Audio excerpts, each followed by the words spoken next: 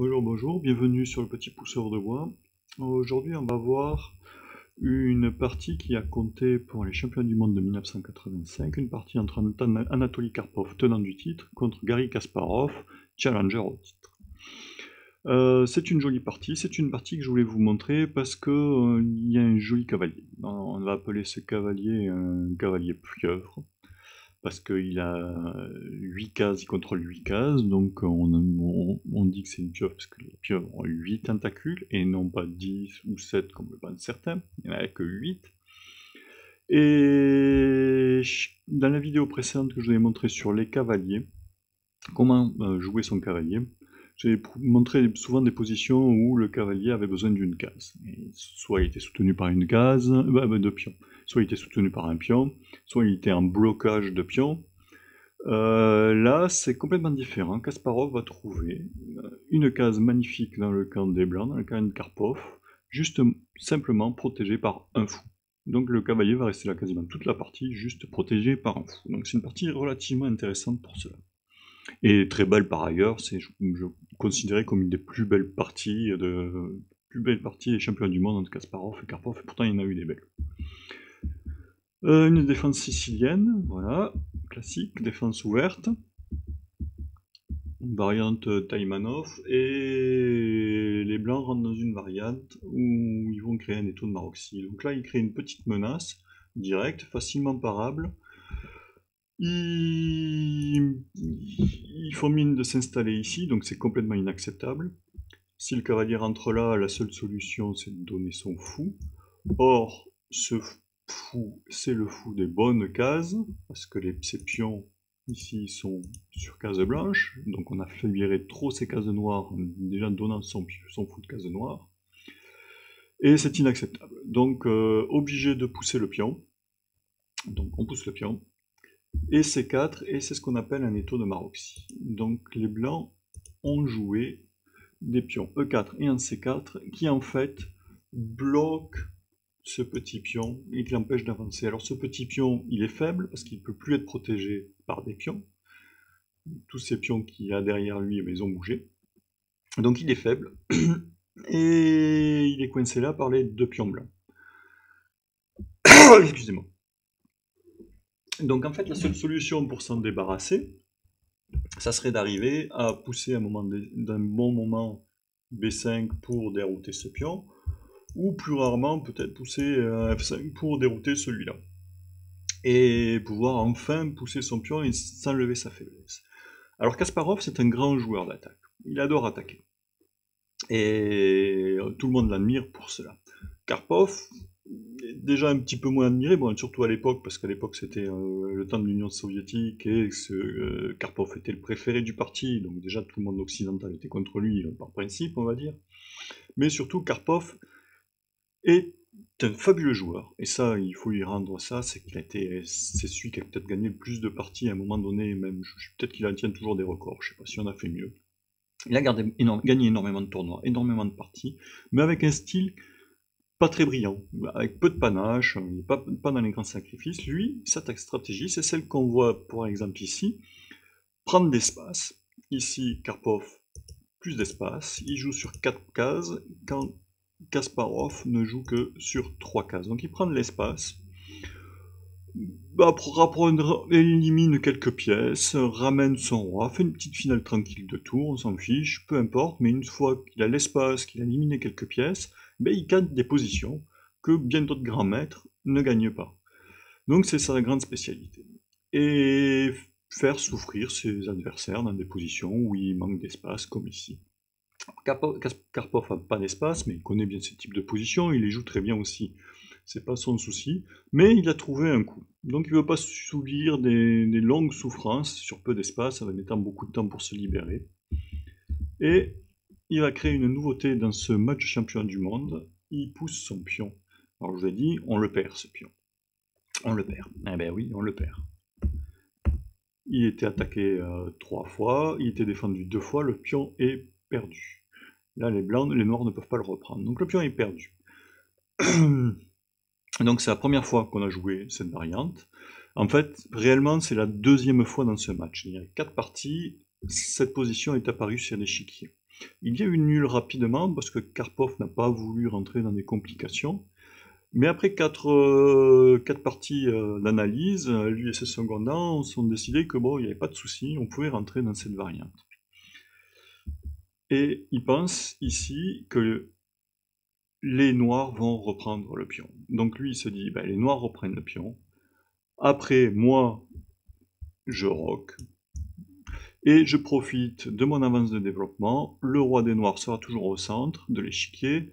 J'aurai une avance de développement et je vais pouvoir essayer d'en profiter. Mais il s'est trompé. En fait, les noirs ne jouent absolument pas pour le pion. Ils jouent pour l'attaque, ils jouent pour le panache, et ils se développent aussi. Donc Karpov sait déjà qu'il s'est trompé dans son analyse, donc il va jouer contre quelqu'un qui sait où il va, alors que lui n'a strictement aucune idée de ce qui va se passer. Rock, fou F3 pour défendre le pion, fou F5, et là on voit déjà que les deux fous noirs sont quand même relativement forts, commencent à prendre des cases dans le camp adverse, voilà, je vous le refais bien, prennent des camps adverses. Alors le cavalier noir aussi, il est dans le camp des blancs, le cavalier en B4, mais pour l'instant il n'a pas beaucoup de cases, et la seule case qu'il a, eh bien, regardez-la bien, elle est en rouge, je vous l'ai mise en rouge, elle est en rouge, et c'est cette case qui va, où il va mettre son cavalier, et qui va rester toute la partie là. Fou G5, tour qui prend sur une colonne, bien entendu. Dame se développe, laisse la place pour les tours, prise de l'espace à l'aile dame. On bouge la roue derrière le pion, on croit toujours qu'on va pouvoir le pousser, mais je vous spoil le match. Le pion, la seule fois où il va être poussé, c'est pour être pris derrière. Et enfin, on voit le cavalier qui arrive sur sa case. Alors un cavalier qui est énorme. Je vais faire en rouge les cases qu'attaque le cavalier dans le camp des blancs contrôle toutes ces cases. Donc cases importantes. Alors les cases C1 et D1 sont super importantes parce que maintenant les tours ne peuvent plus y aller. La case ici F2 est très importante, je vais changer de couleur pour que la voir, je vous la mettre en jaune. La case F2 ici est très importante aussi, c'est dans le broc du roi et elle est déjà aussi attaquée par le fou, hein. On voit le fou déjà qui tape dessus, le cavalier qui tape dessus, donc déjà on commence à y avoir des pressions gênantes. Et on voit que ben, le petit pion noir avance déjà avec une menace de fourchette sur les deux cavaliers. Donc déjà obligé, coup obligé, cavalier B1, pas un joli cavalier qui revient un petit peu à la maison. Et c'est pas franchement une chose qu'on aime faire déjà au 10e, 8e coup d'un championnat du monde. Oh, Kasparov, eh ben, met le fou d'un blanc sur une case un peu moins forte. Ok. Il refait la même chose avec le cavalier qui met dans un coin et le cavalier dans un coin ici. Et bien toutes les cases sont contrôlées par les noirs. La dame contrôle cette case, le fou contrôle celle-là. Donc pas grand chose de très bon pour ce cavalier. Donc on voit les deux cavaliers blancs complètement perdus au bord de l'échiquier, poussés par les pièces noires. Et on remarque déjà aussi que ce cavalier, ben, il est utile, hein. Il empêche ce cavalier de jouer. Donc voilà, ça commence déjà à bloquer un petit peu.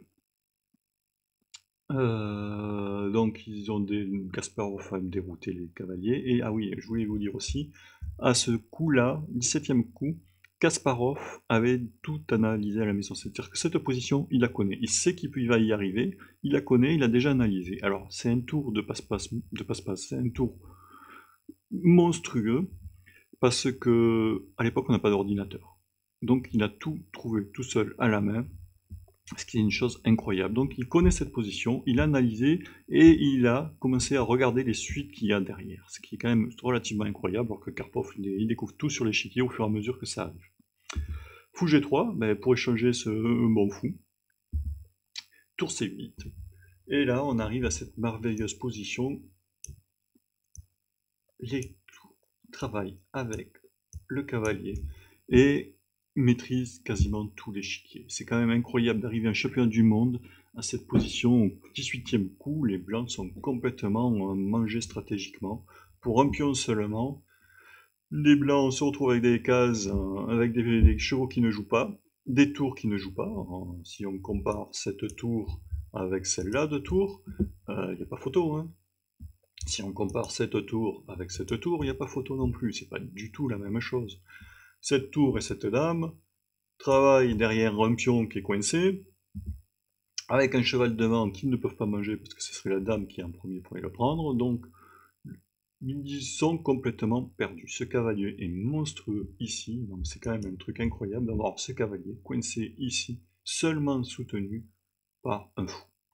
Et qui va, vous allez le voir, bloquer la position complètement. Déjà, on peut se demander qu'est-ce que peuvent jouer les blancs, mais au fur et à mesure de la partie, on va se rendre compte qu'ils ne peuvent strictement rien jouer. À partir de maintenant jusqu'à ce qu'ils poussent F3, si je regarde bien, nanana, je le vois pas F3, jusqu'au 30e coup, là, pendant 13 coups en fait, les blancs ne peuvent plus s'activer. Donc les noirs vont continuer d'améliorer la position, et les blancs, vous allez voir, ils vont faire des coups, mais qui ne servent pas pas grand chose. B3, donc très logique, hein, ils aimeraient faire venir le cavalier pour l'échanger avec ce cavalier. Mais ça va pas marcher. Réplique très forte de Kasparov, G5. Et en fait, si le cavalier revient, eh bien, prise du cavalier, G4 pousse le petit fou, et la tour rentre et fait une double attaque avec une menace de gagner la pièce, de gagner le fou. Donc, le fou n'est plus protégé par la dame et peut être pris. Donc pas possible de ramener le cavalier, donc fou prend, on se débarrasse de ce cavalier, de ce fou de toute manière. Dame prend, G3, on se donne une case ici pour reculer le fou ici et pour pouvoir effectivement ramener le cavalier. Donc si les noirs jouent ça, on recule le fou et après on se dit on peut en ramener le cavalier. Pas du tout, Kasparov continue à trouver des bons coups. Cavalier D7 empêche encore le retour du cavalier. Alors, si le cavalier revient, il y a cette série de coups magnifiques. Dame F6, cavalier prend, s'échange, obligé, parce qu'il est attaqué, maintenant il est attaqué. Fou prend, dame prend, cavalier E5, et là, on voit que toutes les cases de la dame sont prises. La tour contrôle des cases, et le pion contrôle une case, la dame protège le pion, et surtout, les cases que je vous ai mises en rouge, elles échouent sur le cavalier prend le fou. Alors, par exemple, dame ici, double attaque, double échec. Voilà. Donc dans tous les cas, il y a soit une découverte, si la dame, je ne l'ai pas fait, mais si je fais venir la dame ici, d'accord, découverte. Le roi doit bouger, et le coup d'après, on perd la dame. Donc, donc compliqué. Compliqué pour les blancs de ramener leur cavalier, ils peuvent pas le faire. Donc cavalier D7, fou G2, on sort le fou on le protège, grosso modo. Dame F6. Alors ici, la dame, dans ce type de position, d'une manière générale, est souvent plutôt très bien placée. Très bien placée parce que elle contrôle la diagonale et attaque le camp dame.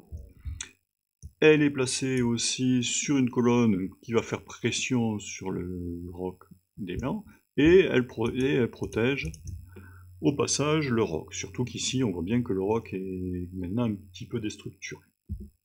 D'une manière générale, c'est souvent bien placé, mais là, ici, d'une manière particulière, tactiquement dans la partie, elle empêche le retour de ce cavalier. Elle a son rôle principal, d'empêcher le retour de ce cavalier. Tant que ce cavalier ne revient pas, ce cavalier reste ici et bloque la position. A3, A5 pour protéger le pion, A prend B. Et là, on arrive aux petits coups, les blancs ne peuvent plus jouer. Et donc, on arrive à des petits coups qui sont difficilement explicables pour les blancs, pour dire que ça améliore quelque chose de la position. Ils font des coups, on ne peut pas dire que ça améliore grand-chose, voire pas du tout.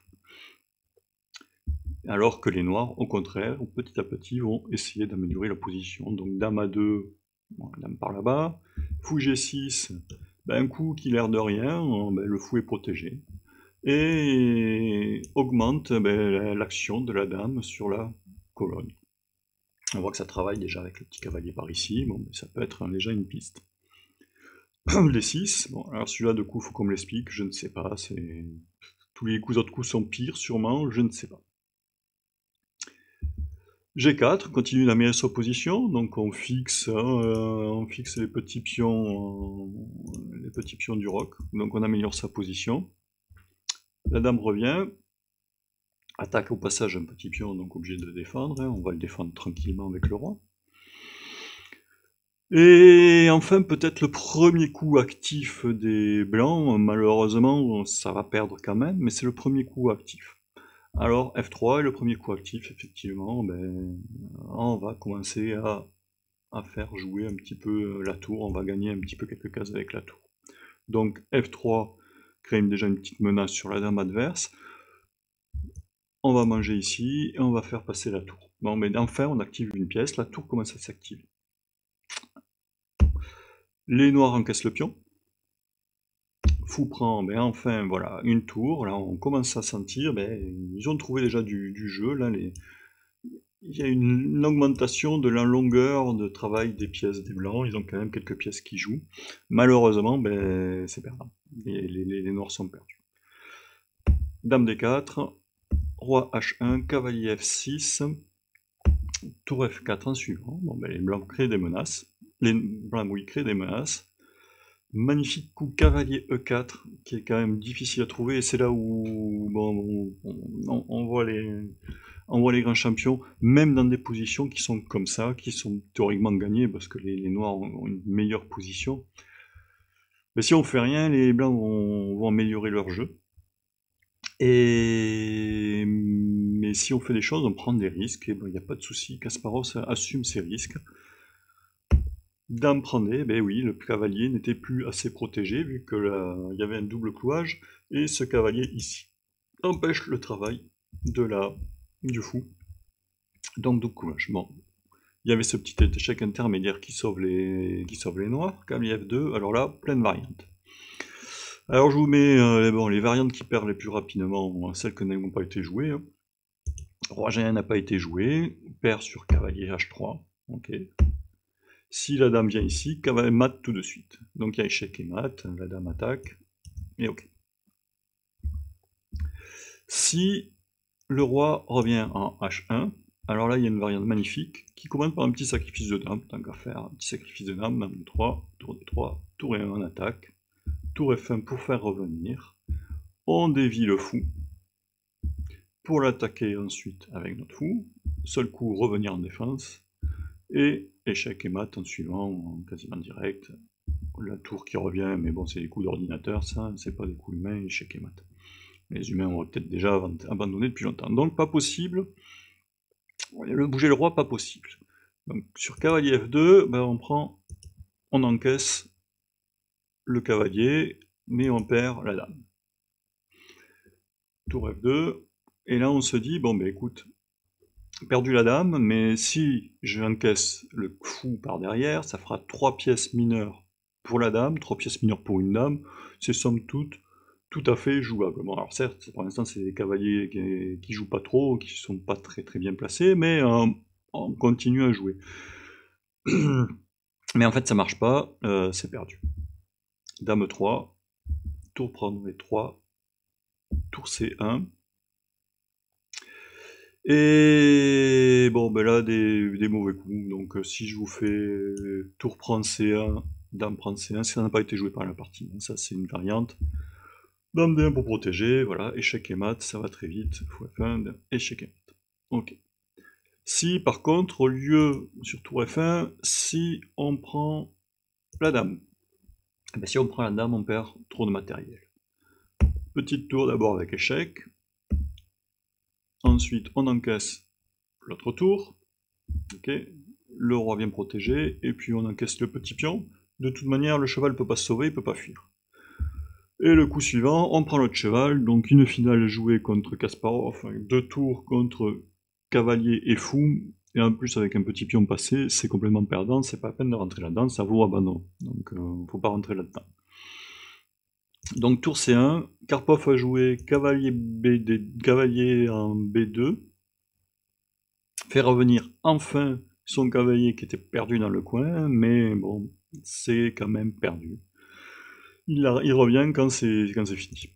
Dame F2, cavalier D2, et là, bon, il y avait la variante, au lieu de cavalier D2, on aurait pu jouer tour D2, mais bon, tour E1, tour prend, fou, échec et mat, ça change rien.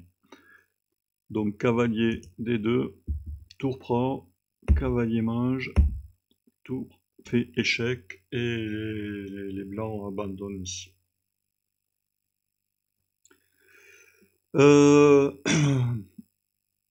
Voilà, une jolie partie de Kasparov. Non, en fait, les blancs n'abandonnent pas ici. Ils ont dû peut-être abandonner. Non, peut-être que les blancs abandonnent ici, je pense. Oui, ils abandonnent ici. Il n'y a pas de mat, donc ils auraient pu jouer encore, je sais pas, quelque chose comme ici. Cavalier prend, tout prend, échec et mat. Mais non, on ne donne pas échec et mat. Ah oui, là, échec et mat, voilà. Donc voilà, une jolie partie, j'espère que ça vous a plu. Si ça vous a plu, abonnez-vous. Et je vous dis à la prochaine.